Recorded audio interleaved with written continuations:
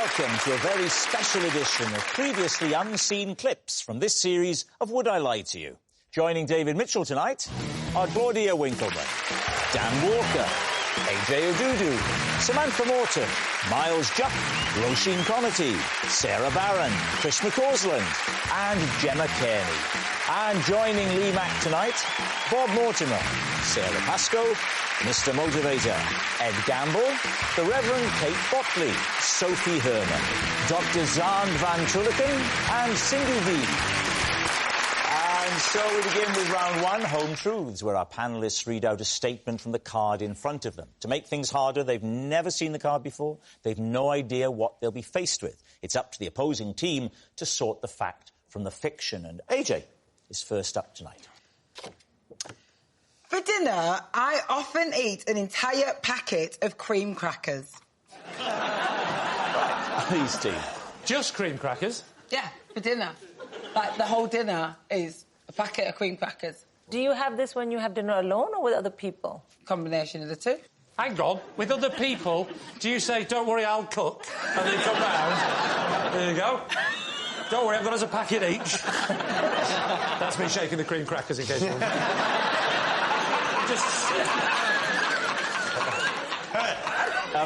Now, AJ, it doesn't strike me as a healthy diet. Do you have a take on this? Because I know you have an above-average knowledge of food. You are talking like a man who has never had a conversation in his life. I know for a fact that you have above-average knowledge of food. What are you talking about? No, because I know about you. You I know about you. I know about you and your eating habits. I'm the one in the team. You trained, didn't you train as a nutritionist? Yeah, you know. Well, if you trained as a nutritionist, why on earth are you eating crackers? Look, that's like saying, does a kidney doctor, like, not have alcohol? Kidney doctors drink booze, you know what I mean? Yeah. It's the liver more than the kidney, traditionally, but I take your point. Look, listen. Think. Which one? What's it going to be, look or listen, please? What is that, look, listen, think? It's a thing, isn't it? Cross the road. Cross the road. Yeah. It's stop, look, listen, close your eyes, run! So what are you going to say, Lee? It's clearly not true because she's very slim and you can't eat that amount of crackers and be healthy, and you look healthy. Sorry, I've never met a woman before, I'm nervous. So, AJ, is it the truth or is it a lie? It's true! Well.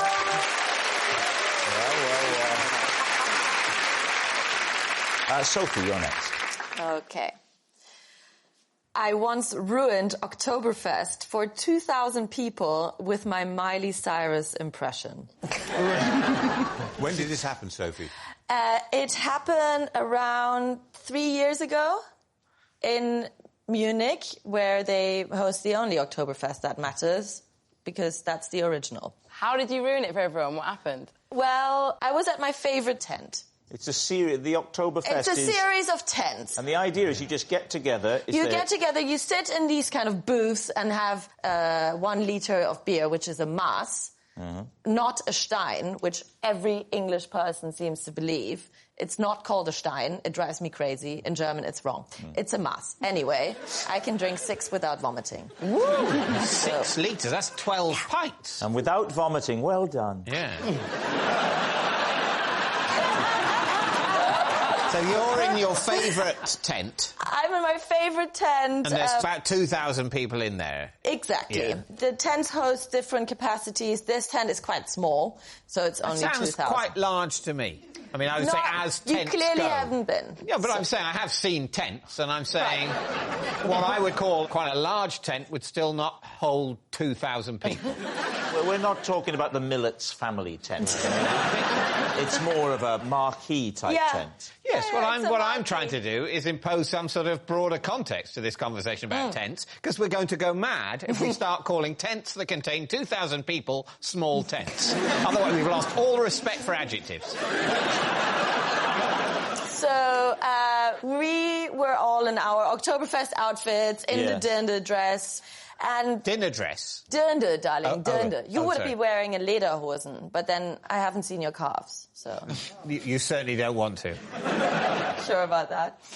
Anyway, She's flirting with you, David. he's a married man. I would never do that. But he's gorgeous. He's Look gorgeous. at him. Look at Irresistible. him. This is weird. He's like a young, athletic Bill Bryson. Oh, thank you. With a little bit of Paddington Bear. If I remember correctly, there was this very poorly attached kind of lamp shade hanging there. And at some point, I was drunk enough to channel Miley Cyrus's performance in the video, Wrecking Ball. Seemed like a great idea after, I don't know, 4 masks by then. 4 steins, I think it is. Stop it. Don't even get me started on that. And, Are you two flirting again? and I really wouldn't know. Sophie, flirt with him a bit more. I'm loving this. Keep doing it until he faints. Right, okay, so I then just launched myself onto this lamp. I have a good 2 swings on it, and then the whole thing crashes down, collapses with me, and there's an electrical cut in the tent. So I kind of had to lie to the waiters. It wasn't me, kind of pointed at some guy in lederhosen. Me, but hadn't they seen you on the... Well, I mean, it's a big tent and a lot of people. You just said it was a small tent. Well, it's still 2,000 people. Well, this was my point from the start. Compared to the average tent. So what do we think? Could it be true? I really want it to be true, because it's funny. Raj, what do you think? I have been to the Oktoberfest, and everything she said sounds true to me. We'll say true. You're going to say true. Sophie, truth or lie? Well, it wasn't the proudest moment of my life, but it's the truth. Yes, it's true. Dan, you're up next. Right. Sir Alex Ferguson once gave me the hairdryer treatment for leaving greasy chicken fingerprints on the FA Cup. Oh. Lee. Maybe you could just explain to the non-football fans the hairdryer treatment. So if you get in a situation where you ask Sir Alex Ferguson a question that he doesn't like, then they refer to the hairdryer treatment where he gets very close to your face and his breath is so hot that it feels a little bit like a hairdryer. Do people ever use that to dry their hair? You could go up to him with wet hair and sort of ask him a stupid, why don't you know anything about football? And then just... Do me a favour, Dave, if you ever meet him, please try it. Why were you holding the FA Cup? Because I was hosting Football Focus from Wembley the week before the final. How long ago was this? This would have been 1999 when they won the treble. Right. So they'd beaten Tottenham to win the league. They had the FA Cup final, and then they're playing the Champions League final the week after that. I mean, it's endless, isn't it? They just play football and play football and play football. When is it going to come to some sort of conclusion? So the FA Cup is there? The FA Cup's there. Right. Normally what happens is I do a piece to camera when we start the coverage of the FA Cup, and I'm allowed to hold it, but I just had chicken dinner and greasy fingers on the cup. Right. And what did he say in his fury? He said, "This is a disgrace." I've been manager of this club for 13 years. I joined in November 1986. All right. He said, I've never had anybody... He started reading out his CV. Before that, I managed another club. I've never had anybody in all my time in this competition put their greasy fingers on the cup, and all this was like Scottish rage right in my chops. All right, what do you think? Does it sound true? I don't think he was working for the BBC on Football Focus in 1999. I don't think he was born. Well, it's a lie. It's a lie. It's a lie. OK, Dan, was it the truth or was it a lie? Well, you know when you give a date early in a story and then you realise as soon as you give the date that you've absolutely scuppered yourself? Well, it's a lie.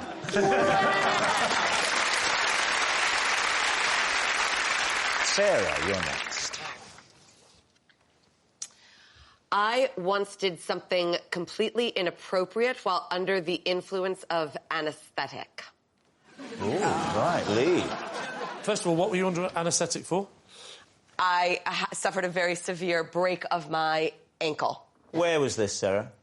New York City. Of course it was. You're in hospital, you've had the anaesthetic. Is it local anaesthetic? No, it's in New York. No. It's miles away. That's one of my best. Okay, so I got the anaesthetic, and I started to go under. So they, laid me back. You weren't already laid back when they gave you the anaesthetic? No, because... In my experience, I'm laid out when they give... You just said no to Rob like you were trying to get a dog off a sofa. I loved it. No. All I can tell you is it was a general, and it went in my back, and then they started to lay me back, and I started to go, and this doctor enters, and he's very handsome. Of course. I allegedly... I bolt up. I go, Dr. Taylor. I said, Dr. Taylor, I love ya. And then I'm out. So this anaesthetic turned you into a woman from 1940s Chicago? Yeah. People respond differently to medication. When you woke up, what happened? I saw Dr. Taylor in the distance. I'm not surprised. Was he running? Yes. All right. So what do we think? Kate, what do you think? Is that the truth? True. And I'll tell you why. Because I've had anaesthetic a few times and you do have a tendency to tell the truth. What did you do? There's no God! So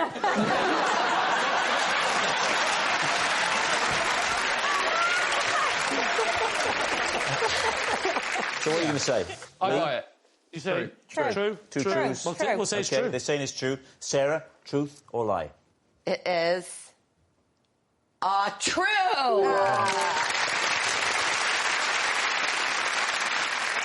Bob, you're next.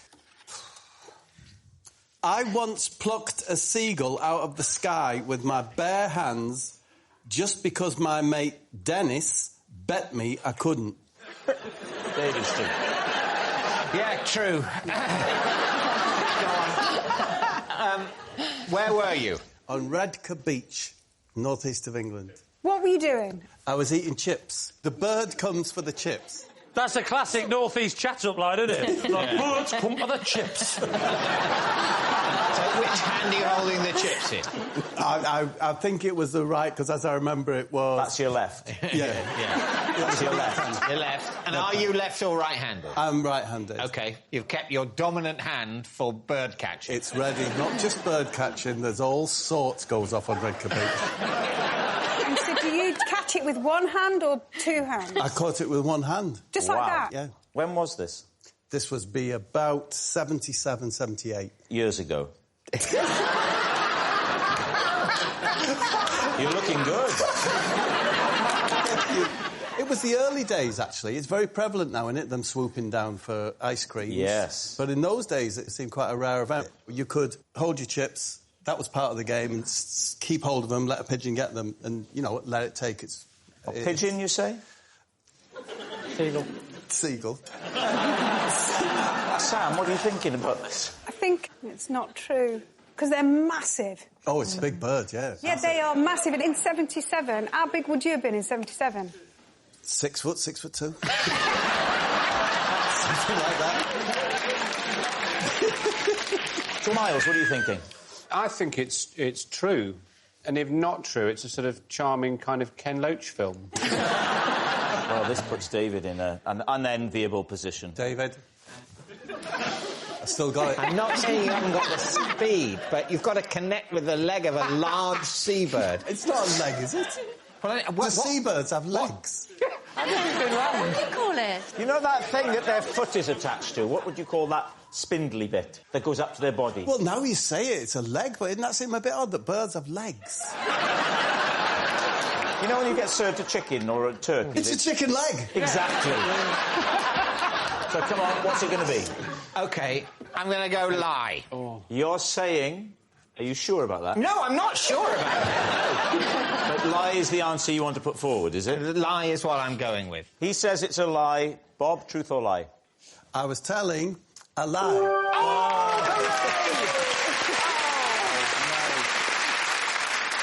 Chris, you're next. Ooh. OK, well, I'm still blind. So, David, would you save us all a lot of time and read my card out for me, please? OK. I eat an apple a day in a very particular way. Right, Lee's team. How long have you eaten an apple a day? Oh, probably coming up to a year, 9, 10 months, maybe. 10 months. So what is this particular way? Well, the usual way to eat an apple... They don't need to cover that, we know. Well, I mean, Stephen's from Scotland, he mightn't be aware of eating fruit. So... But if you go in through the side and you eat around the core, and then you put the core in the bin. Yeah. You're not going to tell me you eat the core first, because we're not going to believe you. No, but I do eat the whole thing, because I read from a very reputable news source that 90% of the goodness is in the core. 90% of the goodness of an apple all the benefits. Is that little bit in the middle. In the middle, that's where all the goodness is, all the benefits. It does so much for your health. I've been chucking the core to the dog. The dog now is an Olympic athlete. Now it explains it. So, Chris, you eat the apple, and where most of us then would be left with the core and would discard it, you just carry on. No. The way that everyone eats an apple is fundamentally wrong. So you don't go in through the side. You need to go in through the bum. From the opposite end to the stalk. So if you go in through the bum, you don't notice the core, because it's distributed equally amongst sweet, juicy apple. So you don't notice all of the goodness. What the hell are you talking about? This is great. I mean, if you eat an apple from the side and you're left with the core, all you've got is core. But if you eat it through the bum, up that way, you're getting a little bit of core. Why don't you eat it through the side, but just keep chewing through the core? Because then it's just core at the end. Yeah, because then now you've got to go right through the middle. Oh, you've got to go through the ride through the core before you get back to apple again. Whereas if you eat the bum end... Yeah. You're taking more apple each bite. Yeah. Who told you that the core is the best part of the apple? I don't want this to detract from the authenticity of the story in any way, but it was on Apple News. Apple News? Apple News, as in the tech company. Oh, I see. I genuinely thought you subscribed to an Apple newspaper. Do you know what, Lee, as well? You would be amazed. 2 years ago, I found out that I'd been eating a banana upside down my whole life. What do you mean upside down? Your instinct is you get the stalk and you snap the stalk. Oh, yes. Yeah. Now, and if you open it the other way, but it looks hold on to the stalk it's and then more pleasing, isn't it? Yeah, you hold on to the stalk and twist the nipple. And... Well, hang on. How can that be the wrong way? You're still eating the whole banana. Because if you bend the stem, you run the risk of mushing the end of the banana. So, what I'm saying is, Lee, if you eat an apple from the bum, there's so many benefits, apparently. What's the benefit?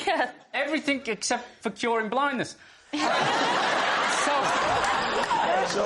what are you going to say? Truth or lie? I'm not buying that. You're not buying it? No. You're buying it? No. I'm not having that. With your apple nonsense. OK, Chris, truth or lie? I'm here to change the world, Rob. It's true.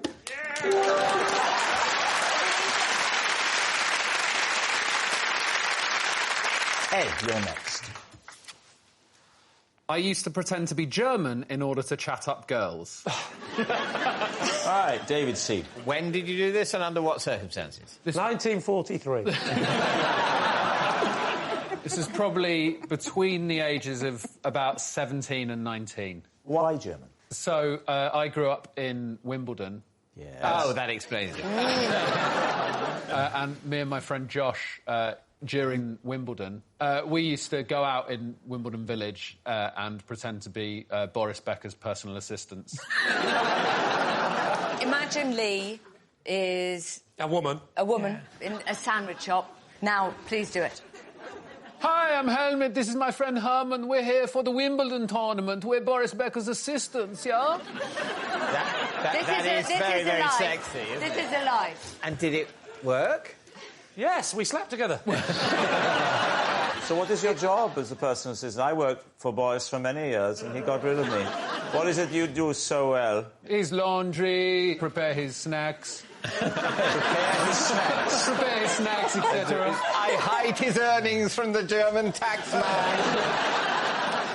Ed, can you describe a scenario in which it was successful? We're talking about my love life as a teenager. So success for me was... Those girls probably spoke to us for 5 minutes longer than they would have done if we'd used our normal voices. So, ironically, love as in tennis. He got nothing.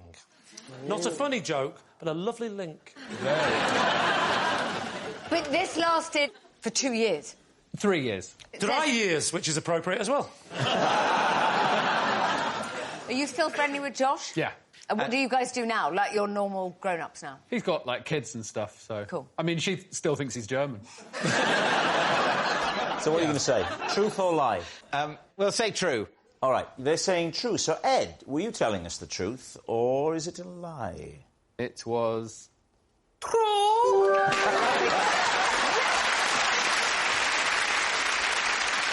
Sarah, you're next. Possession. Ah, OK. There's a box at the side there. Take the item out and then read the card out. OK, this is the item. Oh, right, OK. These are my Scrabble glasses. They don't have lenses in, but I wear them every time I play because they make me feel cleverer. OK, let's see. Right, David's team. So, when did you develop this Scrabble playing technique? At university, I lived with some people who I didn't know very well, who were very competitive Scrabble players. Did they wear glasses when Scrabbling? They had actual glasses that they needed because their eyes weren't good. You were in a hall of residence? Or Yes. And on your little hall of residence, there were how many Scrabble players? 4. I can't believe that in a block of a hall of residence there were 4 intense university Scrabble players. David's face. What else is there to do at university? I wear glasses because, number one, it makes me look so good. Number 2, I actually don't need to wear them, really. But because it makes me look so good and clever. Number 2 is very much like number 1, isn't it? Hang on. So, to be clear here, the glasses are to make you feel more intelligent. I am more intelligent with them on. I play a better game, I get better scores. That's science. I've got a Scrabble question. What's a K worth in Scrabble? It is worth 5. Yes. What's, But ask me now. what's the point bonus you get if you use all 7 letters? I don't know. It's 50. Yes! She's got Scrabble knowledge, David. So, what are you going to say, David? What do you think? I'm going to say it's a lie. Lie. Sorry, David, I think it's the truth. I'm going to go true. You're saying true? Yeah. OK, so, Sarah, truth or lie? I'm going to keep these on while I tell you that it is lie.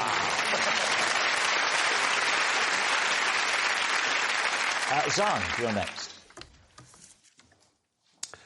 After a mix-up with a builder, my house now has a daft name. David's team. What is your house's daft name, please? The name is 74 Baskerville. And what's the actual address? All right, David, calm down. That's a fair point you make. You don't have to tell me your address on television. How did you end up with 74 Baskerville on your house? On the glass above the door in a Victorian house, there's an opportunity to put your number if you want it. Yeah. And I said, I want the number 74 frosted into the glass, and I want it in a serifed font, like Baskerville or Century Schoolbook or Garamond or Times New Roman or something like that. This is the most middle-class conversation I have ever heard in my life. Does it say 74 Baskerville in Baskerville? What annoys me about it is that it is in Baskerville font, so someone knew. Well, it's interesting, because I've always had a theory that sign writers can all spell accommodation. But they ask, do you want the special service where we spell check?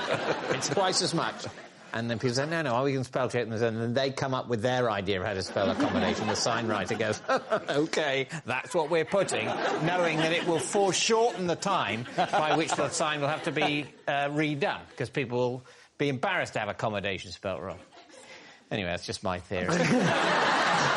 So what are you thinking? Now, let's see. Roman. I think it's the truth. This is a real tricky one, and he knows he's had a good performance. Look at his face. Now there's a look there. He looks pleased that we're about to believe. Yeah, I agree. He's luring us in with his pleasedness, and I just feel humiliated and toyed with. It's a lie. It's a lie. It's a lie. We're going lie. You're saying that it's a lie? Yeah. All right, I like that. That's dynamic. That means he's invented Baskerville like that. We're saying he's a genius. Xand, was it the truth or was it a lie? Desperate to press the button. It's so true. Oh, God. It's true.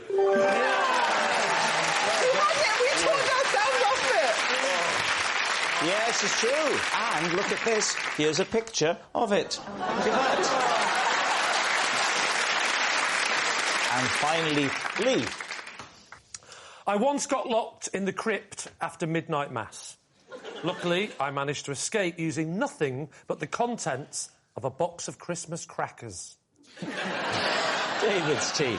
Tell me how you ended up in the crypt and tell me how you ended up on your own locked in the crypt. OK, so they do the midnight mass at St Paul's. Yeah. And the service ends, and I said to my wife and children, hey, shall we have a look at the crypt? But they want to go. It's midnight. We've got to get all the way back to my house. It's a long way. But you know me, I won't go anywhere without a piece of blank paper and a crayon. Yeah. So I've got a few rubbins. Yeah. Who was your favourite of the people who were buried in the crypt? It was definitely Dead Dave. Dead Dave? That was my nickname for him. Yeah. King David IV. I had King David IV. Yeah. Great king. Where was he king of again? He was king of Denmark. Then I heard, like a horror film, the sounds of large gates. Crun, dum, echo, echo, echo. I come back round, and that's when I see that it's actually locked. Oh, my word. Phone rings. It's my wife upstairs. Where the hell are you? I was saying, yes, help me, I'm trapped in the crypt. But there isn't very good reception in the crypt. Yeah. So all she could hear was, the crypt... Did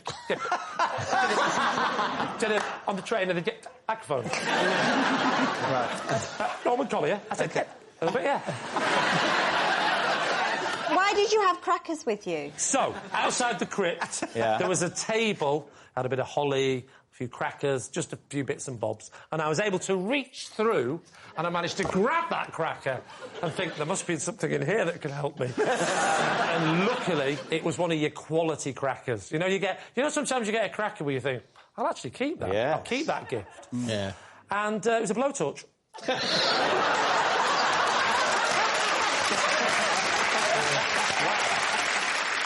Right, so what are you thinking? Ruth, what do you think? No, it's a lie. But it's obviously a lie. What? You say it's a lie. We're going to say lie because Where's your Christmas charity? I tell you why. It's because you said... you know what he said? Yeah. That's why it's a lie. OK. So, Lee, we're all on tenterhooks. Was it a lie? It's a lie.